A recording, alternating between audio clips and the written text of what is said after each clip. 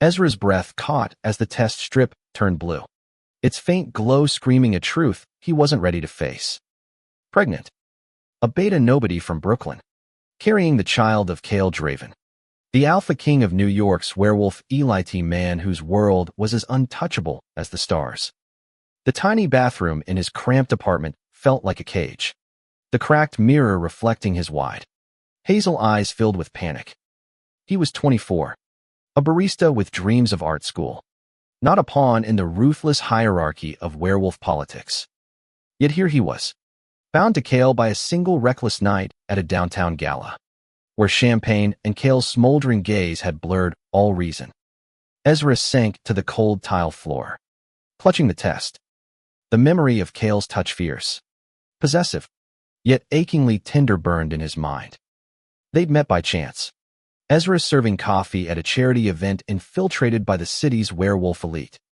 Kale, 28, with his sharp jawline and commanding presence, had singled him out, his green eyes cutting through the crowd like a blade. Their conversation had sparked over Ezra's sketchbook, tucked behind the counter, filled with drawings of cityscapes and wolves. By the end of the night, they were tangled in a penthouse suite, Kale whispering promises Ezra now feared were lies. But Kale was no ordinary alpha. As the leader of the Draven pack, he ruled New York's supernatural underbelly, a king whose every move was scrutinized by allies and enemies alike. Betas like Ezra were invisible in his world, useful only as workers, never mates. A beta pregnancy, especially with an alpha's child, was unheard of, a scandal that could topple Kale's reign. Ezra's hand trembled over his stomach, where a life now stirred, a secret that could destroy them both. The city outside buzzed with its usual chaos. But for Ezra, time stood still. He couldn't tell Kale not yet. The Alpha's world was a battlefield of loyalty and betrayal, and Ezra was nobody, a speck in a war he didn't understand. He pulled out his phone, fingers hovering over Kale's number, saved as mistake after their night together. What would he even say? Hey, remember me? I'm carrying your air. The thought was absurd, yet the weight of it crushed him. A sharp knock at the door jolted him upright. Ezra, you in there? Called Maya, his best friend and a human blissfully unaware of werewolf drama. She was 25, a fiery graphic designer with a knack for sniffing out Ezra's secrets. He shoved the test into his pocket and opened the door, forcing a smile. You look like you've seen a ghost, Maya said, her brown eyes narrowing as she tossed her braids over her shoulder. Spill. Ezra hesitated.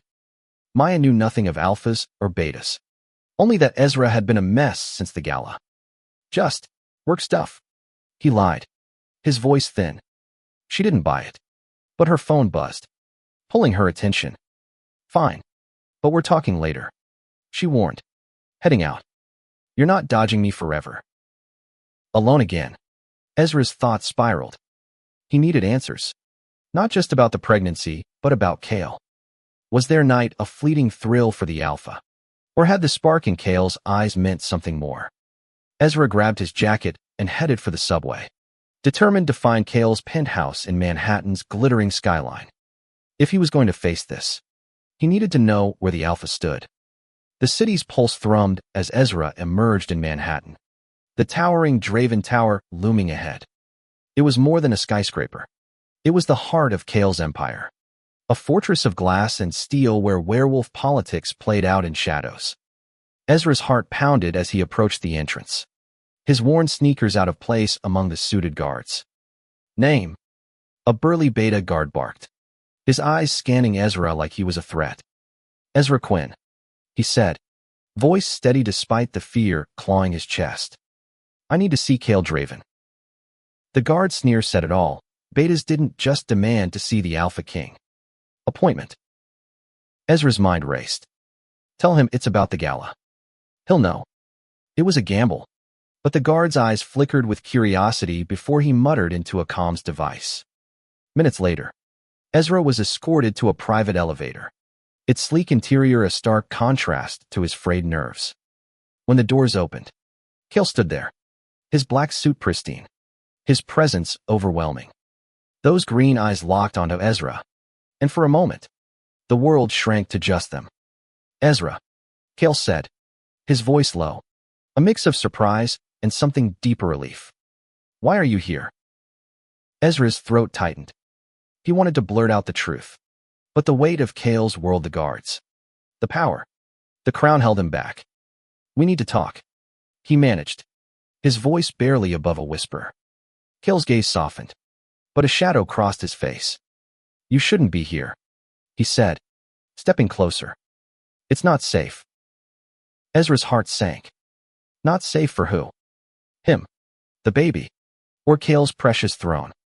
Kale's penthouse was a study in power, sleek black marble floors, floor-to-ceiling windows framing Manhattan's skyline, and a faint scent of cedar and leather that screamed wealth.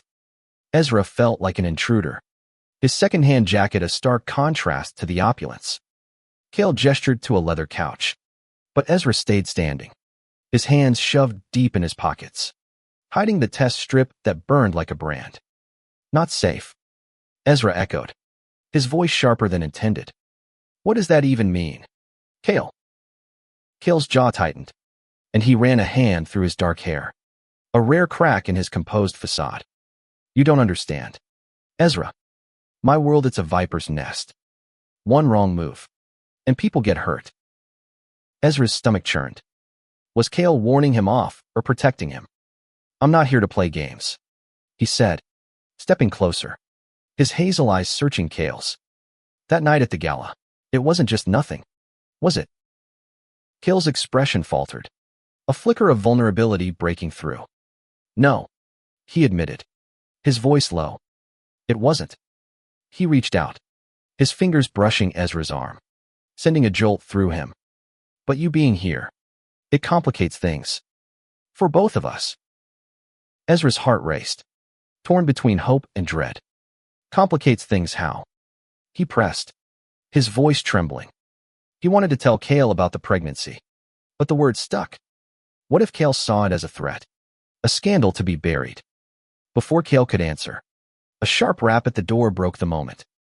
A woman entered. Lila Voss, Kale's beta advisor, mid-30s, with a severe bob and eyes like a hawk. She barely glanced at Ezra, her focus on Kale. We have a situation, she said curtly. The council's demanding an update on the succession. They're sniffing around again. Kale's face hardened. The tender man Ezra had glimpsed vanishing behind the Alpha King's mask. Handle it, he ordered. Lila nodded, but her gaze lingered on Ezra, cold and calculating. Before she left, who's that? Ezra asked, unease creeping in. My right hand, Kale said, his tone clipped. And someone you don't want as an enemy. Ezra's pulse quickened. The council, Lila, the succession words that felt like pieces of a puzzle he couldn't solve. Kale, I need to know what I'm walking into. If there's something between us, I can't be in the dark. Kale's eyes softened again, but he didn't close the distance between them. There's a lot you don't know about me, Ezra, about what being Alpha King means. I want to protect you, but then tell me. Ezra snapped, frustration boiling over. Stop treating me like I'm fragile. I'm here, aren't I? I deserve the truth. Kale hesitated, then sighed. The Draven pack is fracturing.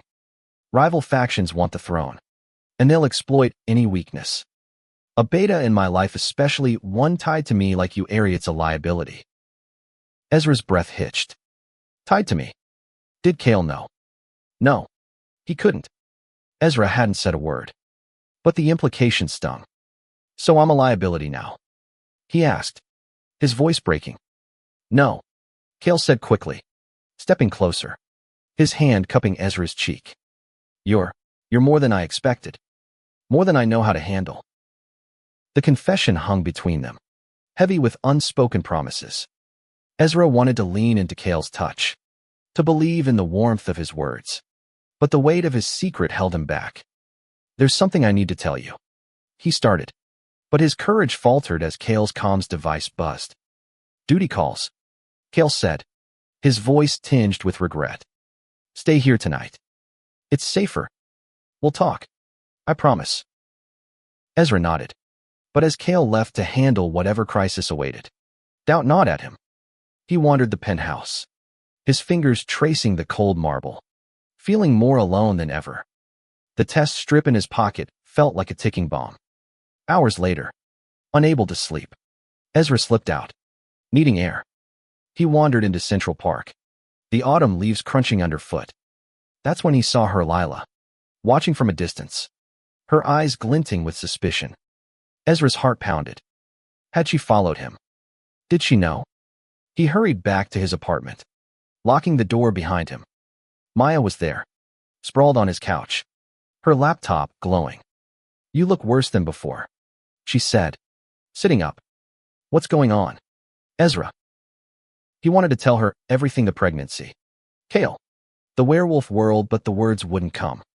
Instead, he sank beside her, exhaustion winning. I'm in over my head, he whispered. Maya hugged him, her warmth grounding. Whatever it is, we'll figure it out. You're not alone. But as Ezra closed his eyes, Lila's predatory gaze haunted him. He wasn't just fighting for love, was fighting for survival. Ezra woke to the buzz of his phone. A text from an unknown number. Meet me at the Hudson Pier. Midnight. Come alone. His stomach dropped. Lila. How had she gotten his number? The message reeked of a trap, but ignoring it felt riskier. He needed to know what she wanted and what she knew. The day dragged, Ezra's nerves fraying as he worked his shift at the coffee shop. Every clink of cups, every customer's glance, felt like a threat. He hadn't heard from Kale since the penthouse, and the silence gnawed at him. Was Kale avoiding him, or was he caught in his own battles? At 11 p.m., Ezra slipped out, pulling his hoodie tight against the chilly night. The Hudson Pier was desolate, the river's dark waters reflecting the city's glow. Lila stood at the edge, her silhouette sharp against the skyline. She turned as he approached, her expression unreadable. You're brave. Showing up, she said, her voice cold. Or stupid? What do you want, Lila? Ezra asked, keeping his distance. His hand instinctively rested on his stomach, a protective gesture he hoped she didn't notice.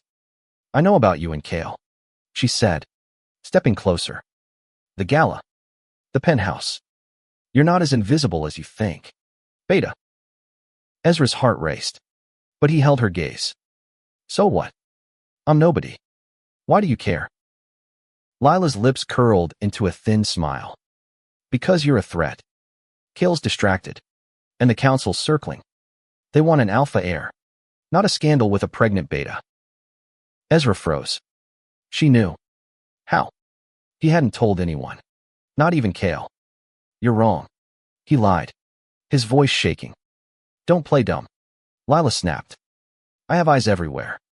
You're carrying his child, and that makes you a problem for him. For me. For the pack. What are you going to do? Ezra asked, fear and defiance mixing. Kill me. Lila's eyes narrowed. I don't need to. The council will. If they find out. Or worse. The rival packs. You think Kale can protect you? He's barely holding his throne. Ezra's mind spun. He wanted to run. To find Kale. But Lila's words rooted him. Why tell me this? Why not go straight to the council? Because I'm loyal to Kale, she said, her voice softening slightly. But my loyalty has limits. Fix this, Ezra. Disappear, or I'll make sure the council knows everything. She turned and vanished into the night, leaving Ezra trembling. He stumbled back to his apartment, collapsing onto his bed. The weight of his choices crushed him, loving Kale, keeping the baby, surviving this world he didn't belong in. The next morning, Ezra called in sick and headed to a free clinic in Brooklyn. The doctor, a kind older woman, confirmed the pregnancy 6 weeks along. You're healthy, she said, but you need to manage stress. It's critical for you and the baby. Stress?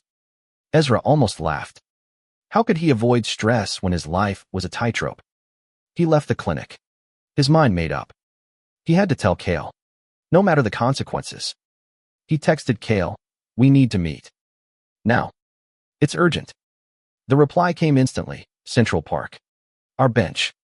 1 hour. Ezra arrived early, the autumn leaves swirling around him. Kale was already there, his broad shoulders tense, his eyes scanning the park like a predator. When he saw Ezra, his face softened, but only for a moment.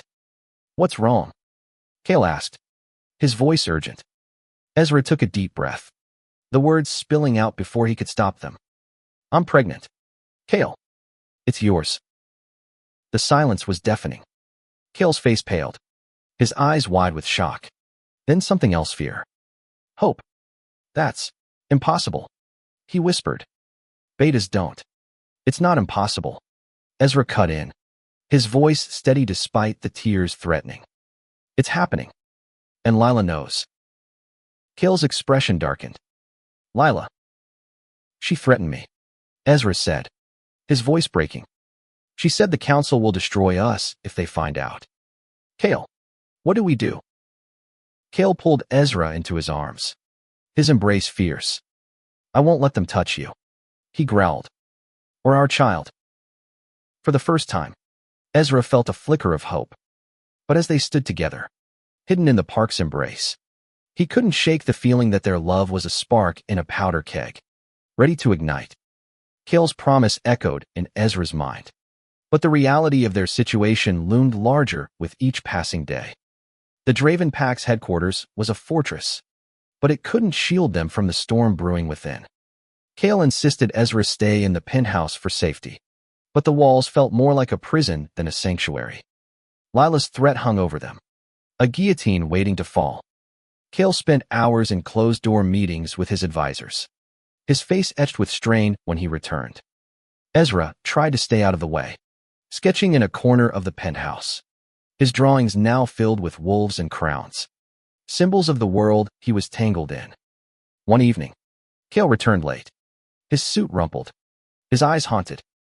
The council's pushing for a mating ceremony, he said, pouring a glass of whiskey. They want me to choose an alpha mate to secure the succession.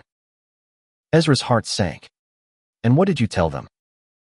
Kale met his gaze, his voice firm. I told them I'm not ready.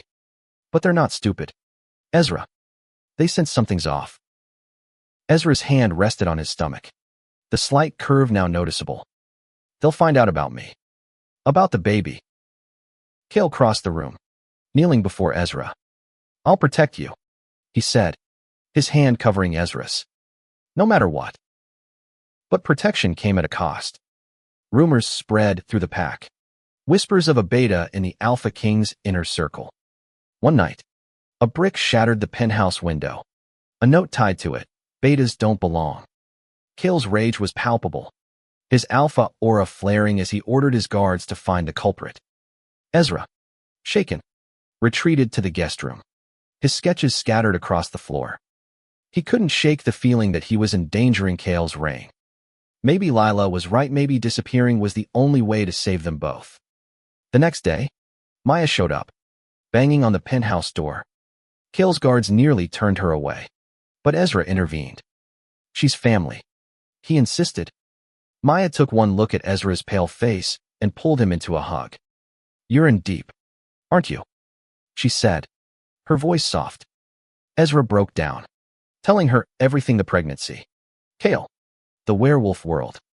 Maya listened, her eyes wide but unwavering. Okay, she said when he finished. You love him, and he loves you. That's worth fighting for. But you need a plan, not just promises. Her words sparked something in Ezra. He wasn't just a beta nobody was carrying the future of the Draven Pack. He had to fight, not just for love, but for their child's place in this world. That night, Ezra confronted Kale. We can't keep hiding, he said. If you want us to be together, you need to face the council. Tell them the truth. Kale's face was a storm of emotions: fear, determination, love. It could cost me everything, he said. The throne, the pack. And what about us? Ezra asked, his voice breaking. What about our child? Kale pulled him close, his lips brushing Ezra's forehead. You're my everything, he whispered. I'll face them. For you. The council meeting was set for the next day. Ezra couldn't attend. Kale insisted it was too dangerous, but he waited in the penthouse, his heart in his throat.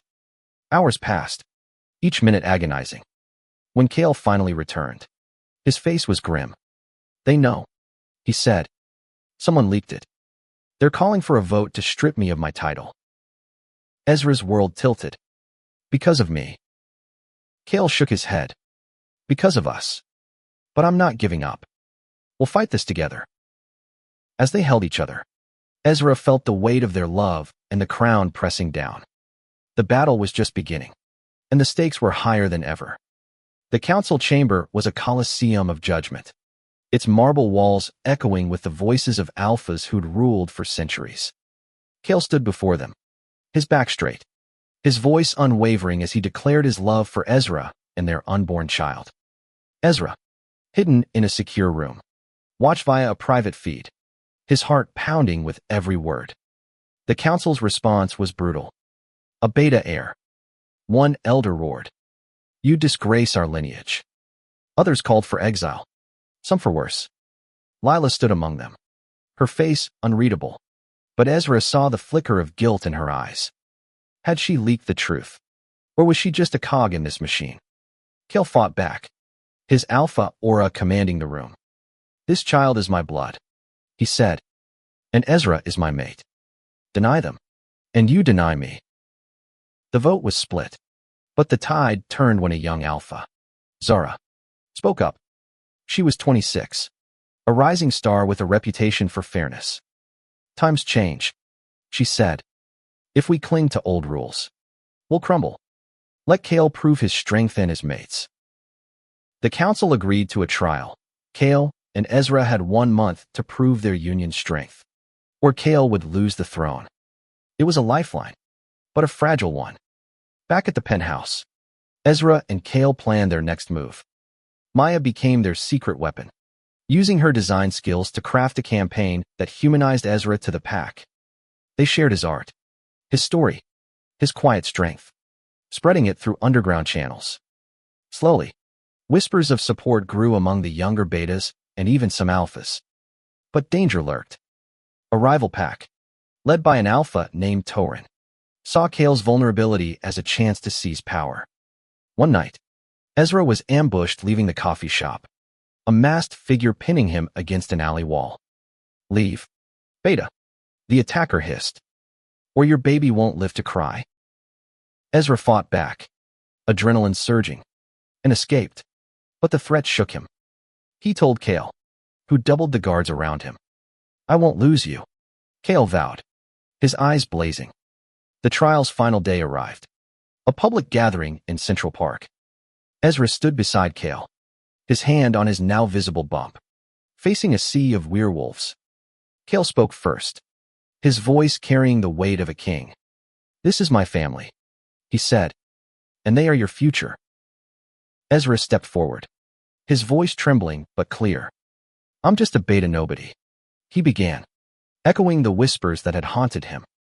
"But I love Kale, and I'll fight for our child's place in this world. Judge us not by rank, but by our hearts." The crowd was silent. Then Zara stood, clapping. Others joined, a wave of support that drowned out the dissenters. The council, swayed by the pack's response, voted to uphold Kale's rule. Lila, to Ezra's surprise, cast the deciding vote. "I was wrong," she whispered later. "You're stronger than I thought." Months later, Ezra gave birth to a healthy boy, named Eli, under the autumn leaves of Central Park. Kale held them both, his crown secure but his heart fuller. They weren't just a king and a nobody, they were a family, forged in love and defiance. The city glittered beyond, a testament to their survival. Ezra's sketches now hung in Draven Tower, a symbol of a pack reborn. Love had conquered the crown, and their story was just beginning.